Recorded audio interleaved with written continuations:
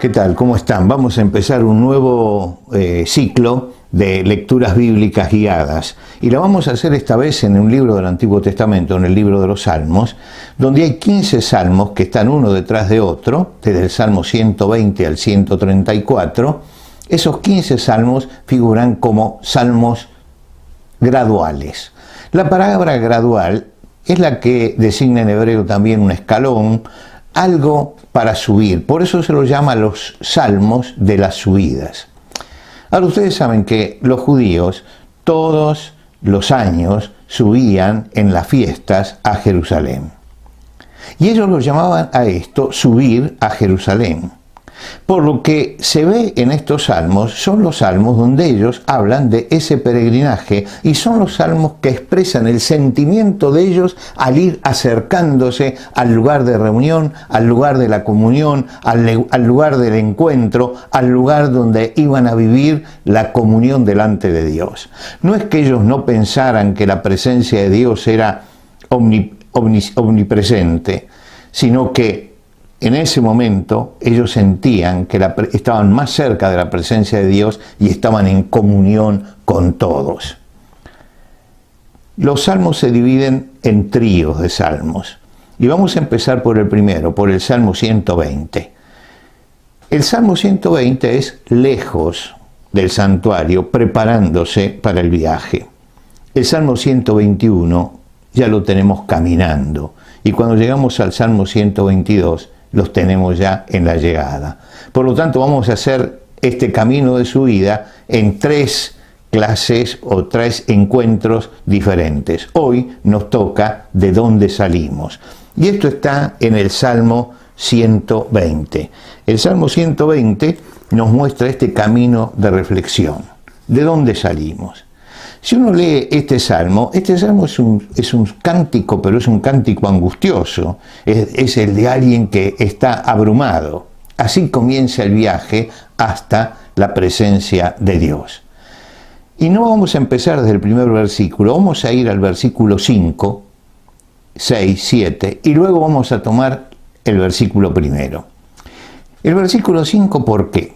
Porque en esos versículos define la situación en que está. Dice el versículo 5, ay de mí, que moro en Mesec y habito sobre las tiendas de Cedar. Y allí tenemos un problema. Y el problema es un problema geográfico. Porque cuando uno lee estos dos nombres, designan 2 puntos diametralmente opuestos de la ciudad de Jerusalén. Está hablando de Mesec en primer lugar, que era cerca del mar Caspio, y está hablando de Cedar, que era cerca del monte Sinaí. Lo que quiere decir que si está haciendo esto de poner 2 puntos alejados, es porque quiere darle un contenido simbólico a esto. Moro en Mesec. Mesec era un pueblo de mercaderes, materialistas, su dios era el dinero, belicosos, permanentemente agresivos. Cedar era un pueblo cercano al Sinaí de beduinos, mercaderes, famosos por sus flecheros. Lo que quiere decir que hay una constante en estos 2 pueblos que son el materialismo y la violencia. Lo que el salmista está diciendo es: yo vivo en un mundo de materialismo y de violencia. El versículo 6 dice: mucho tiempo ha morado mi alma con los que aborrecen la paz. Se produce una tensión, porque el salmista sabe que Dios es un Dios de paz, y Él es un hombre pacífico, y lejos de buscar la beligerancia, Él busca la concordia. Lo que quiere decir que Él está nadando a contramano de la sociedad. Él siente que está en un mundo de pueblos belicosos y materialistas, y Él no es una persona belicosa, es una persona pacífica y tampoco es una persona materialista, y siente la presión, recibe los embates de esa sociedad. Es decir, en medio de esa sociedad usan la lengua para tejer mentiras, fraudes, actúan hipócritamente. ¿Por qué? Porque se están manejando con los antivalores que hay abajo. El versículo 7 nos dice: Yo soy pacífico, mas ellos así que hablo, me hacen la guerra. Es la síntesis. Yo no puedo hablar en esta sociedad, porque cada vez que hablo, inmediatamente se oponen, inmediatamente entramos en tensión. Este es el punto de partida. Voy a salir para ir a buscando la presencia de Dios desde este punto de partida, y es una mirada realista. La sociedad y el hombre de fe siempre están en esta tensión que aparece aquí en el Salmo. La tensión entre el materialismo y la violencia de afuera, con las enseñanzas del Señor y con la vida que tiene que llevar el cristiano. Y entonces sí, ahora vamos a la primera parte del Salmo. Vamos al comienzo del Salmo. ¿Cómo comienza este Salmo? A Jehová clamé estando en angustia, y Él me respondió. Libra mi alma, oh Jehová, del labio mentiroso y de la lengua fraudulenta. Quiere decir que ellos estaban ejerciendo presión a través de la mentira, a través de la calumnia, todas esas cosas estaban presentes en ese momento en la vida cotidiana de este hombre. Y entonces él dice, yo voy a hacer algo, voy a clamar al Señor, voy a elevar mi corazón al Señor, porque esto no es algo que lo pueda solucionar yo. Esto es algo que necesito llevarlo a la presencia de Dios. Y él utiliza la palabra clamar, que es pedir vehementemente, pedir con desesperación. Voy a hablar y voy a clamar delante de Dios por esto. Es el pedido del deseo profundo del alma que no lo puede cumplir con sus propias fuerzas y necesita que Dios conteste su oración para que él pueda tener completa paz. Y él dice, yo clamé al Señor y Él me respondió. La presencia del Señor reordena todas las cosas. La presencia del Señor hace eso. Nos quedan los versículos 3 y 4. ¿Qué dice el versículo 3? ¿Qué te dará o qué te aprovechará, oh lengua engañosa?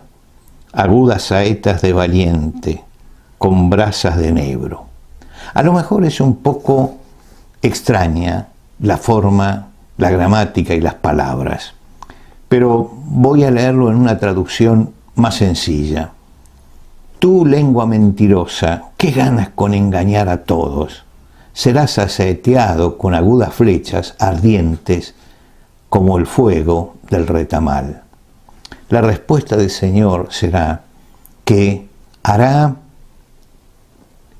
herir de muerte al mentiroso. Por eso se habla en el versículo, serán asaeteados con agudas flechas. Y el mentiroso entonces va a recibir esto. La respuesta de Dios es que Él es el que tiene que tomar las riendas sobre esto, porque Él está superado. El hombre que inicia el camino hacia la presencia de Dios para gozarse con la comunión de sus hermanos en ese lugar, está viviendo las tensiones estas. Y clama al Señor para que el Señor lo lleve a ese lugar donde Él puede vivir realmente la comunión con todos. Y entonces mira también y se ubica, porque cuando entramos a la presencia de Dios nos ubicamos. Y Él dice, ¿en qué va a terminar esta sociedad con la lengua que tiene y con la forma de materialismo y violencia que se maneja? Va a terminar con el juicio de Dios, serán asaeteados, Es decir, Dios los va a herir de muerte por todo lo que han hecho y por todo lo que sostienen. Y después él habla con las ardientes brasas como el fuego del retamar. Esas ardientes brasas son características de la zona. Eran brasas que duraban mucho tiempo y por eso se buscaban justamente las retamas para eso, ¿no? Para tener ese fuego, esas brasas que se mantenían en el tiempo. Es todo un símbolo del infierno. Dios va a poner las cosas en orden en la vida de los que se han rebelado, de los violentos, de los que no buscan la paz, de los materialistas. Y va Él a ordenar las cosas, mientras yo inicio el camino. Esa mirada en el Señor cambia la situación.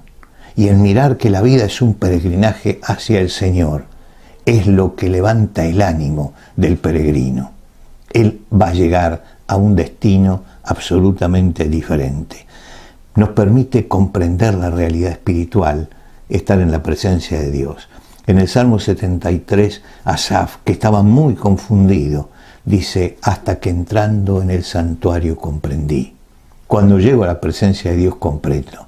Y este es un salmo de alguien que está sufriendo, pero que comprende realmente lo que Dios va a hacer, la buena situación en que él está buscando la paz, y Dios va a estar con él en ese camino de ascensión hasta llegar al gozo de la comunión en la casa de Dios. En la presencia de Dios auxilia al salmista y le renueva la esperanza. La semana que viene, si Dios quiere, nos detenemos en el Salmo 121, ya con el peregrino caminando. ¿Qué tal? ¿Cómo está? Vamos a comenzar nuestro peregrinaje de hoy en el Salmo 121. Estudiamos ya el Salmo 120. El Salmo 120 nos muestra el panorama de dónde sale el peregrino, ¿no? Cómo se siente el hombre de fe en un medio que le es hostil. Pero ya en el Salmo 121 el clima totalmente cambia, porque ahora iniciamos el peregrinaje. Y por eso comienza diciendo, alzaré mis ojos a los montes, ¿de dónde vendrá mi socorro? El salmista se está poniendo en camino. Y al ponerse en camino toma una actitud. ¿Y cuál es la actitud que toma? Va a responderse una pregunta. ¿De dónde vendrá mi socorro? Es decir, esta es una pregunta que todos nosotros nos tenemos que hacer en la vida, ¿no? ¿De dónde espero las grandes respuestas para mi vida? ¿De los científicos? ¿De los gobernantes? ¿De los educadores? ¿De nuestra propia familia? ¿De dónde? Acá el salmista se hace esa pregunta, ¿de dónde vendrá mi socorro? Ahora, para hacer esto mira hacia arriba, alzaré mis ojos a los montes.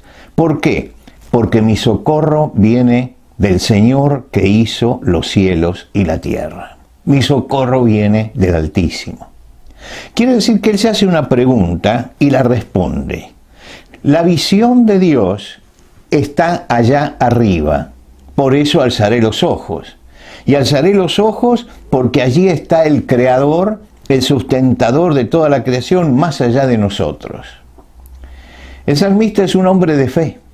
Y como hombre de fe, va cantando en ese camino de retorno, alabando a Dios, que es el Dios que lo socorre en su vida. Pablo, cuando está en Atenas, hace una descripción maravillosa acerca de Dios y entre otras cosas dice algo que es tal vez lo más notable para nuestra sociedad de hoy. Dice, en Él vivimos y nos movemos y somos. En Él vivimos y nos movemos y somos. Es decir, nosotros vivimos porque Dios nos está dando vida, nos movemos porque Dios nos está dando la energía y somos porque Dios nos sostiene, porque en Él vivimos, nos movemos y somos. Borges tenía una idea en uno de sus cuentos que la desarrolló varias veces. Somos un sueño de Dios que cuando Dios despierta desaparecemos. Bueno, yo no creo que seamos un sueño, pero que hay una relación entre Dios y nosotros permanente que nos da vida. Eso es algo que enseña la palabra de Dios, que nuestra vida está directamente vinculada con Dios. Fíjense que cuando la mirada del cristiano está abajo, es cuando la mirada del cristiano se pone en lo que sucede en el mundo, en la radio, en los diarios, en la televisión, en el teléfono, en la red. Es todo decepcionante finalmente. Muy pocas buenas noticias. Todo lo que está sucediendo siempre trae la carga de lo que el hombre es. Entonces él dice, voy a alzar los ojos a los montes, porque allí justamente es donde puede venir el socorro. ¿Por qué? Porque los hombres entre nosotros nos podemos ayudar limitadamente, pero solamente Dios puede darnos una verdadera ayuda. Y el salmista mira entonces hacia arriba. ¿Por qué? Porque desde allí es de donde se siente protegido. Como en el Salmo 125 va a decir, como Jerusalén tiene montes alrededor de sí, así el Señor está alrededor de su pueblo. Es decir, siente la protección de Dios. Mirando hacia arriba y mirando las cosas, teniendo presente la presencia de Dios, se siente bendecido. ¿Se acuerdan ustedes el Salmo 133? Como el rocío del Hermón que desciende sobre los montes de Sión, porque allí envía Jehová bendición y vida eterna. Y se siente escuchado. No, Dios nos está escuchando. Con mi voz clamé al Señor y Él me respondió desde su santo monte. Es decir, que cuando él se acerca a Dios, siente la protección de Dios, siente la bendición de Dios y siente el oído de Dios que lo está escuchando. Yo recuerdo siempre cuando leo este pasaje en Abraham, en el relato donde va a entregar Isaac, alza 2 veces los ojos. La primera vez alza los ojos y ve el monte donde iba a sacrificar a su hijo, y sube hasta ese lugar. Y después, estando ya con su hijo, alza los ojos, dice, alzando los ojos, vio al cordero que lo iba a sustituir. Es decir, la mirada hacia arriba siempre nos acerca a los planes de Dios.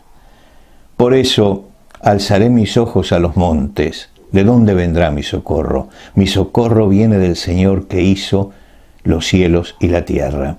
Y detrás de eso, en el versículo 3, la segunda parte, dice, no se dormirá el que te guarda, he aquí no se adormecerá ni dormirá el que guarda a Israel. Y esta palabra proclama, en pocas palabras, Dios está siempre despierto sobre nosotros. Dios está siempre despierto, activo sobre nuestra vida. Esta actitud de Dios y esta protección de Dios la va a repetir varias veces. Fíjense ustedes, en el versículo 3 dice, ni se dormirá el que te guarda.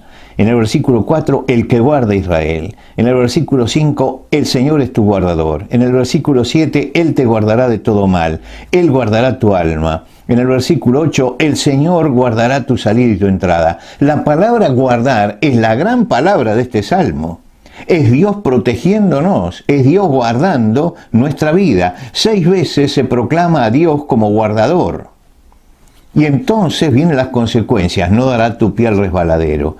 El Salmo dice, no vamos a resbalar. Imagínense usted que este Salmo, los que cantaban este Salmo, iban por senderos escarpados, iban por montañas, y tenían que subir y bajar, y siempre es peligroso esto. ¿Por qué? Porque tropezar y caer puede hacerlo rodar a uno en un resbaladero, es decir, en una ladera en la que no pueda parar la caída.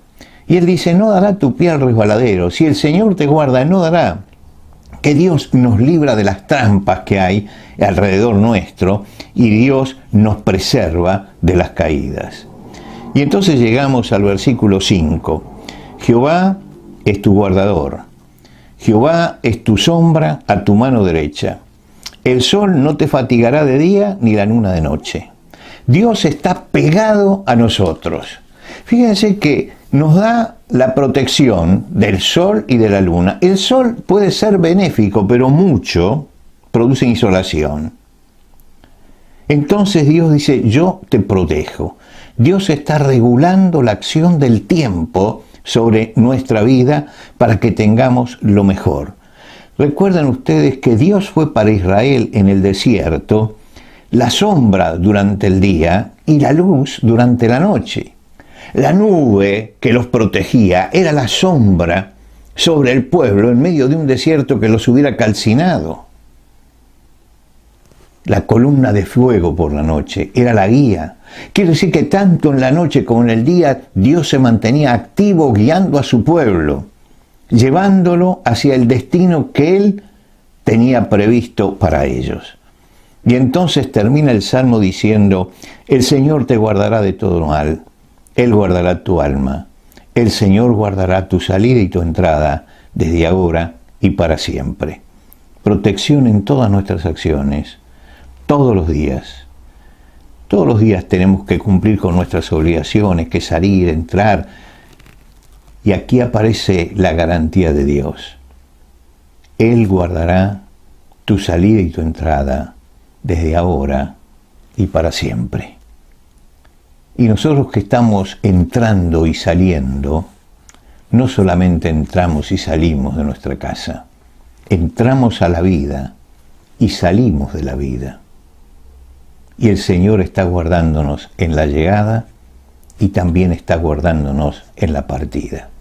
Por eso este salmo es un gran salmo, el salmo de los peregrinos, el salmo de los que viajan, el salmo de los que entienden que la vida es un largo viaje plagado de peligros y que buscar la protección de Dios, alzar los ojos a los montes, es lo que nos da seguridad y respuesta.